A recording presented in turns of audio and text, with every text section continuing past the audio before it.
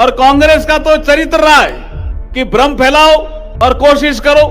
वो भ्रम अभी हरियाणा में चित हो गया। इस बार जो सर्वे हो रहा है झुंझुनू विधानसभा का जो उपचुनाव है उसके अनुसार भारतीय जनता पार्टी आगे चल रही है। ये मैं सूचना देने के लिए भी यहाँ आया हूँ। डबल इंजन की सरकार में जब एमएलए बीजेपी का होगा तो झुंझुनू विधानसभा का काम ज्यादा होगा कि नहीं होगा बताओ।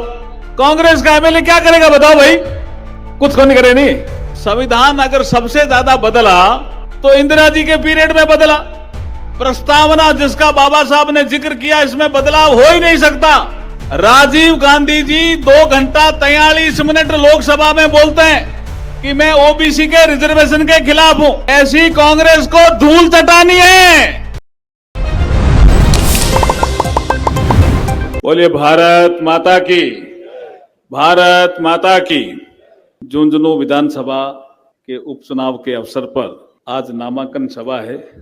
भारतीय जनता पार्टी ने राजेंद्र भामू जी को टिकट दिया है और उनकी सभा में उपस्थित हमारे राजस्थान के मुख्यमंत्री आदरणीय भजनलाल जी शर्मा साहब और हमारे भारतीय जनता पार्टी के प्रदेश के अध्यक्ष माननीय मदन जी राठौड़ और सम्मानित मंच यहाँ सभी पदाधिकारी भी हैं, एमएलए भी हैं, हमारे दोनों कैबिनेट मंत्री भी अविनाश जी और सुमित गोदारा जी भी लगे हुए हैं।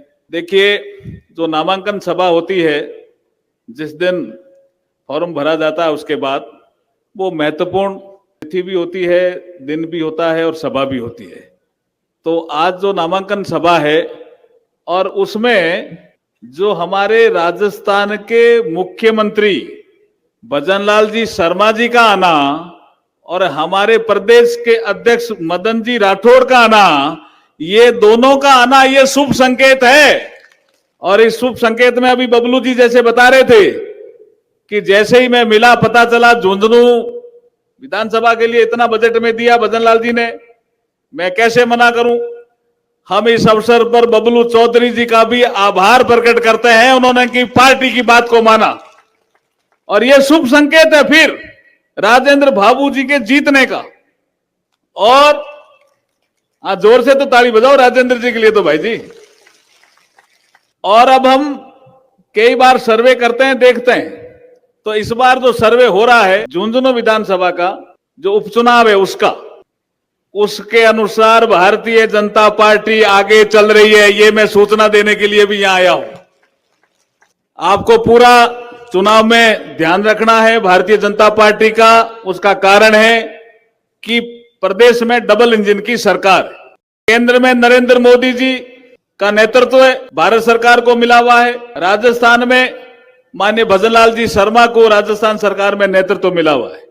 डबल इंजन की सरकार में जब एमएलए बीजेपी का होगा तो झुंझुनू विधानसभा का काम ज्यादा होगा कि नहीं होगा बताओ, होगा कि नहीं होगा।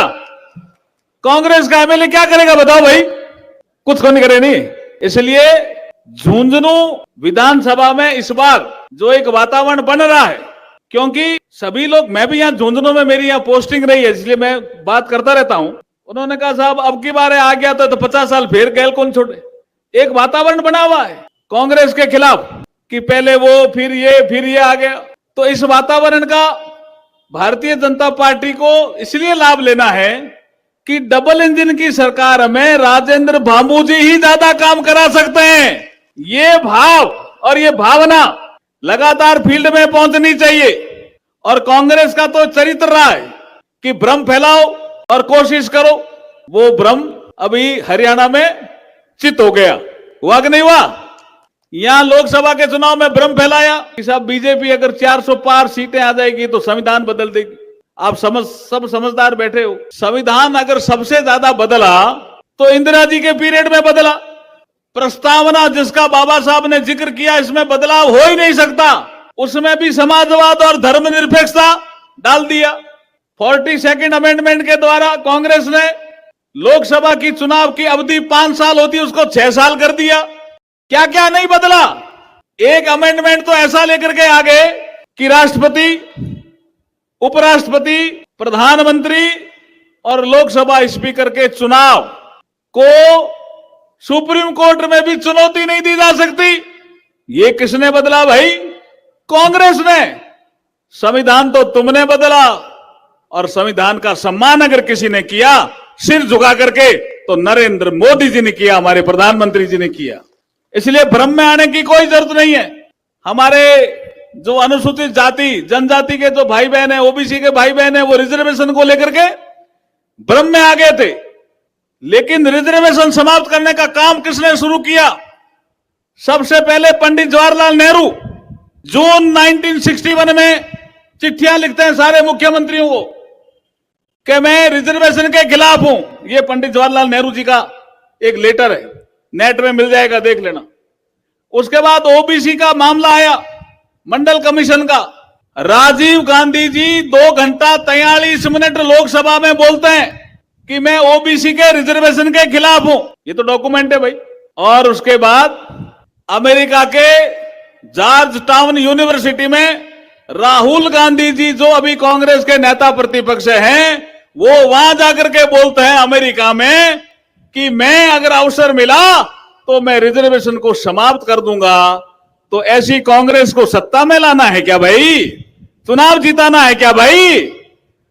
ऐसी कांग्रेस को धूल चटानी है जो इस तरह की बातें करते हैं विदेश में जाकर के। यही बात मैं आपके कहने आया हूं बीच में कि कांग्रेस का चरित्र भ्रम फैलाओ, भ्रम में डालो, झूठ बोलो। अब देखिए, प्रधानमंत्री नरेंद्र मोदी जी ने, जिसका भी बबलू चौधरी जी जिक्र कर रहे थे कि 2047 में हम विकसित भारत बनाएंगे। अभी हमारे मुख्यमंत्री जी, इन्होंने एक प्रण लिया है राइजिंग राजस्थान के द्वारा कि हम राजस्थान को विकसित राजस्थान बनाएंगे। जोर से मुख्यमंत्री जी के लिए ताली बजाओ भाई। 15 लाख करोड़ का एमओयू करके आए हैं अभी मुख्यमंत्री जी, उसके लिए जोरदार ताली बजाओ। और अगर झुंझुनू में हम बैठे हैं, राइजिंग राजस्थान में झुंझुनू का विकास बहुत बड़ा हो सकता है।